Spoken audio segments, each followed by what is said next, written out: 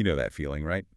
When you're settled into your favorite book series, the characters feel like, well, old friends. The setting is like home, and then, bam, the author just takes this turn. So unexpected, kind of audacious. It flips everything you thought you knew. Yeah, happens sometimes. It can be jarring, but also really exciting. Exactly. And that's the kind of thrilling pivot we're diving into today. We're talking about The Gray Wolf.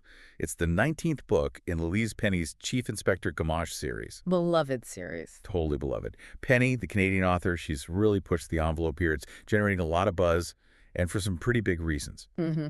Our guide for this deep dive is a really solid review from Crime Fiction Lover by Sharon Richardson. It lays out just how impactful this shift is. It's a good one. Yeah.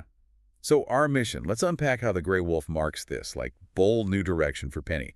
We'll look at its genre shift, the plot which is intricate, and the deeper themes kind of simmering underneath. Okay, let's really get into this. Yeah, I think it's always fascinating when an author, especially one with such a loyal following, takes a deliberate risk like this. You know, Right. For us, it's not just enjoying a new story. It's a chance to see an author's craft evolving, their willingness to maybe shake things up. Challenge the readers, too. Exactly. Challenge themselves and their readers. So today, you'll get a real feel for the plot mechanics and the character motivations driving this really thrilling new path for Gamache and his team. It's kind of like a masterclass in keeping a long series fresh. And vital, as you say. Because for those of you who've been with Chief Inspector Armand Gamache from the start, the cozy Three Pines days. The village mysteries. Right, the rhythm. Usually he's solving these intricate but often local crimes, often in or near that charming fictional Quebec village. Which we all love. Oh, absolutely. Yeah. Now, while her earlier books mostly kept things contained there, Penny has actually been sort of steadily broadening Gamache's world for a bit, taking characters to other locales in Quebec, hinting at more. But this is different. It really is. What's truly striking about The Gray Wolf isn't just broadening horizons. It's an explicit shift, almost seismic, you could say. Okay. It moves from that typical police procedural, the step-by-step investigation, the evidence. And now a few beats. Exactly. To a full-blown political thriller. The stakes become institutional, national, even global. It's a huge leap. Wow. And you can't help but wonder, maybe her experience co-writing State of Terror with Hillary Clinton played a role. Interesting point. Could have sharpened her skills or confidence for this kind of high-stakes story. Because this book, it doesn't just pop over to another town in Quebec. It literally takes Gamache, Jean-Guy Beauvoir, and Isabelle Lacoste around the world. Around the world. Yeah, chasing information to stop a domestic terrorism incident. The scope is genuinely global, which, if you're a longtime Three Pines fan, it's pretty wild. Pretty wild is right. Village bakeries to global conspiracies. Quite the jump. And this story, it throws you right in. Gamache is already juggling a couple of tough investigations for the Sûreté du Québec. Quebec's provincial police, yeah. His plate is full. The first puzzle, 2 really chilling mob-style killings, different parts of Quebec, but linked only by their similar execution style. Already darker, Definitely a darker tone. But here's where it gets really twisty. On top of that, Gamache starts getting these weird, persistent phone calls from a political insider he's butted heads with in the past. Someone he doesn't trust. Right, and he refuses to meet her, has no clue why she's calling. It just adds this creepy layer of personal intrigue. It really sounds like Gamache needs a long holiday in Three Pines, doesn't it? But no, he's thrown right in the deep end. Absolutely. And that sense of unease, that feeling of being watched, it only gets deeper. While Gamache is actually in Three Pines for a bit. Getting a break. Trying to, yeah. The security alarm on his Montreal apartment door goes off. Just the door alarm. Yeah, and no interior sensors were triggered. So he initially thinks, okay, maybe it's just faulty. Right. Easy explanation. It's a clever bit of misdirection, really. Lulls you and Gamache into thinking it's nothing. But then comes the really pivotal moment. Gamache is just completely floored when a parcel containing his own jacket shows up. His own jacket. Yeah. Delivered directly to Sûreté headquarters. Whoa. This isn't just odd. It's not a prank. It's deeply personal, deeply unsettling. Someone isn't just watching him closely. They've been in his space. And they're sending a direct, chilling message. It's meant to make your skin crawl. Okay, yeah, that jacket incident. Yeah. It's more than just a warning, isn't it? Huh? It really becomes the turning point, the moment the personal threat kind of clicks into an active chase. Exactly. And it directly leads Gamache to meet this biologist, Charles Langlois, who is clearly carrying some heavy burden. You can see the anxiety. Totally. He vaguely tells Gamache something major is happening, but he's cagey, won't give details. He's riddled with distrust, even of people inside the Sûreté. Mm-hmm. The paranoia is thick. It really is. Even in that first kind of cryptic meeting, Yeah. it's such a smart way to kick off a thriller. The threat feels immediate, but also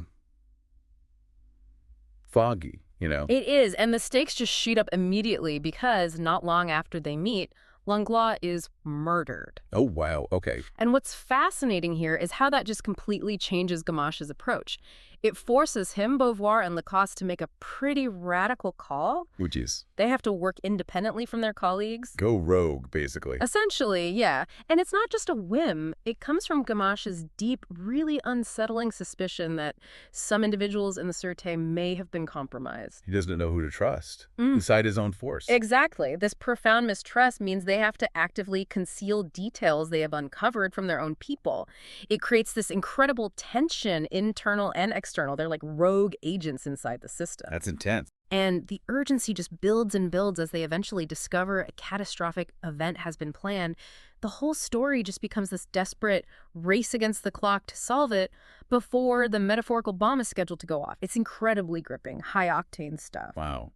So the trust in institutions, which is usually, you know, the bedrock in police procedurals, It's completely shattered here. it really raises the emotional stakes for Gamache. Yeah. And while he's grappling with this huge global conspiracy, Penny also brings in something deeper, right? More internal. What's the deal with the title, The Gray Wolf? Yeah, that's a great question. And that's where Penny really lifts the story beyond just a thriller. The Crime Fiction Lover review points to an indigenous tale. It becomes a core metaphor for the whole book. Okay. It's a story a grandfather tells his grandson about two wolves at war inside everybody. Two wolves. Yeah. He describes the gray wolf as embodying everything good. Kind, compassionate, wise, hopeful, able to forgive. It's the wolf of light, you know, our better nature. Got it. And the other side of that coin, the black wolf. What's that one represent? The black wolf is the dark side. Evil, full of anger, greed, resentment, vengeful, can't forgive. It's the destructive impulse in us. Right. So the grandson, naturally, asks the big question, which wolf is winning? Yeah, which one? And the grandfather's answer is powerful. Resonates through the whole novel. He says, the one that I feed. The one that I feed. Simple but deep. Incredibly profound. And if you connect that to the bigger picture of the novel, this metaphor becomes this powerful lens, a way to understand the core themes, power, corruption, and greed, and the fear and hatred Gamache is fighting. Externally in the plot. Externally, yes, but what Penny does so well here, and maybe this is where the shift feels really significant, she forces us to see that black wolf, not just in the obvious villains, but potentially within the very institutions Gamache trusted, even maybe subtly, within Gamache himself. It's not just good versus evil, it's more nuanced. How easily even good intentions get corrupted by power. How that internal struggle plays out in the world. So it would suggest the corruption isn't just bad guys, but maybe the choices systems make, feeding fear and hatred in politics. Precisely. It's about the collective choices, how easily fear and hatred can be manipulated and, well, fed in a political landscape. It's a constant agonizing struggle, internal and external, makes the stakes feel huge, personal, and universal. Yeah, incredibly relevant. And just when you think maybe there'll be some resolution, the review says the gray wolf is a cliffhanger. Yep.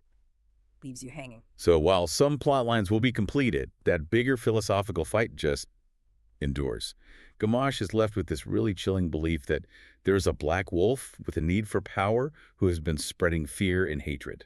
That's a heavy thought to carry forward. Leaves the reader uneasy. That's right. It's a very deliberate narrative choice by Penny. She's leaning into this new serialized direction. This isn't just a one-off thriller. It's part one of a bigger arc. Ah, okay. And the review reveals there's a direct follow-up planned, aptly titled The Black Wolf.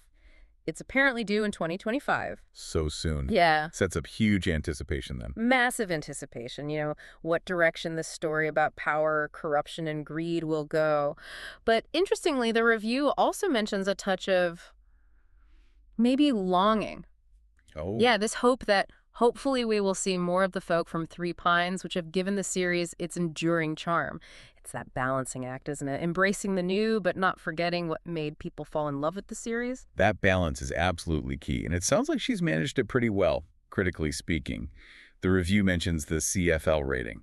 4 stars. Solid. Yeah, a strong rating. Reinforces that even with the big shift. The quality and impact are there. She's definitely achieved something significant with this pivot. Definitely. So we've kind of journeyed with Gamache from, the cozy Three Pines, Yeah. navigated mob killings, that creepy jacket thing, plunged into a global political thriller, Race Against Time, Mm. and ended up exploring this really deep, indigenous-inspired look at human nature's dark side. Quite the ride. It really is. A testament to an author willing to take risks, but also use her platform to ask bigger questions about society, about ourselves. And that leads us to maybe a final question for you to think about. As someone who follows these kinds of stories, how do you think an author successfully balances that? The familiar comfort of a long series with the demands of a totally different high-stakes genre. Mm. How do they keep the loyal readers happy while pulling in new ones with fresh challenges, new themes? It's a really tricky balancing act in storytelling. It really is. Maybe at the end of the day, it really does come down to which narrative wolf they choose to feed in telling the tale itself. Wow. A fantastic thought to leave everyone with, and one that goes way beyond just books, doesn't it? Mm. Well, thank you for joining us on this deep dive into Louise Penny's The Gray Wolf. We really hope you enjoyed exploring this fascinating and maybe challenging new chapter in the Gamache series.